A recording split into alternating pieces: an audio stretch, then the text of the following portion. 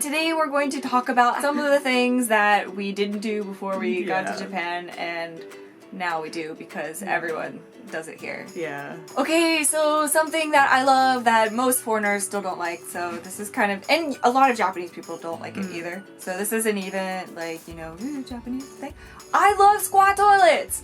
I know, not many people do. No. Not many Japanese people do either, because half the time when I'm in line waiting and a squat toilet opens up, everyone in line's like, Go looking ahead. around. Like, and I'm like, oh no! that's me. I love them. They're so convenient and quick to use, and you don't have to like be butt buddies with someone. I don't want to like sit on a seat that someone else's butt sat on. Like it's weird. It grosses me That's true. out. It is kind of gross when you think of it like that. So I like that I don't have to touch anything. One thing that I started doing when I moved to Japan was wearing a white like surgical mask when I'm sick, or when I just have a sore throat, or sometimes even when it's just cold out, I'll wear it because like the hot breath like against your face just like warms up your face. So if I have to ride my bike or something, I'll put a mask on so it'll like protect my face from the cold wind. Right. Yeah. I get windburn really easily when it's cold outside, so my face will be really red, like almost like a sunburn. So it really helps protect against that. They're awesome. Yeah.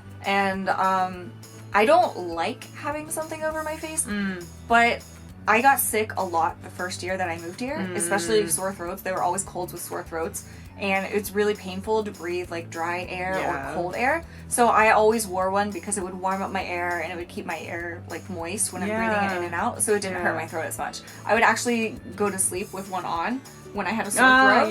Just because that's the worst, like waking up in the morning with like a dry, like scratchy throat. So I love them. Great. That's really convenient now. But if I like go back to Canada and I put one on, I had one on in the airport in Vancouver, and someone actually like stopped me and oh my god, really? The security there, and they're like, "Why are you wearing a mask? That's like, do you have like a contagious disease?" I'm like, no, it's a Japanese thing. Sorry, I'll take it off. I'm not gonna kill you.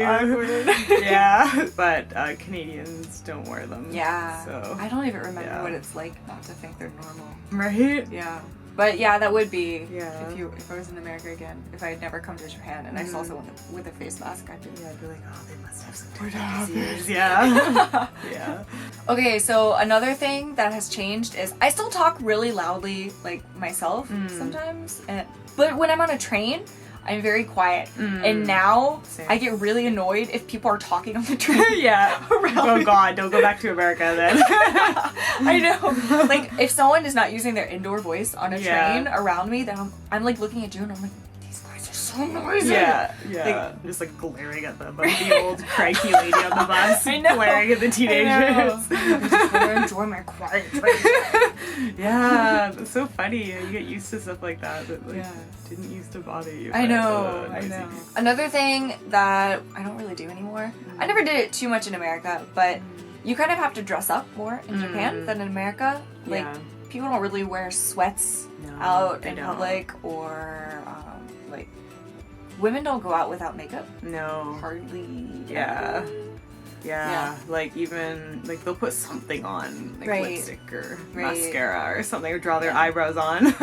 Whereas in Canada, I'd go outside in like my sweats, and like I just woke up and I want to walk down the street to my grandma's house, which is just like a few blocks away. I'll just wear my pajamas literally and no makeup. But like in Japan, people feel the need to put on like real clothes, even if they're just going like a short distance.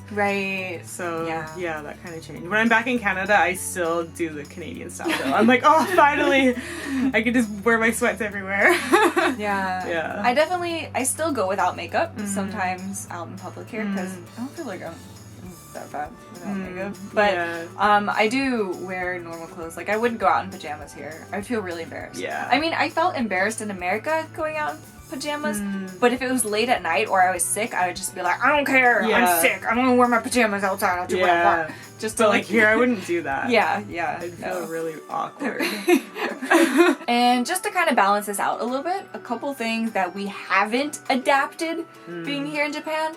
Like, Japan is very cutesy when it comes to girls' clothes. Like, really, like bows and lace and like, frills. Yeah, and like baggy, poofy, like not form-fitting at all. Yeah. I like clothes that like form yeah, my body. Same. I think those flatter our body type a lot more. Like we have curves, so if you like add bagginess to that, it doesn't look good.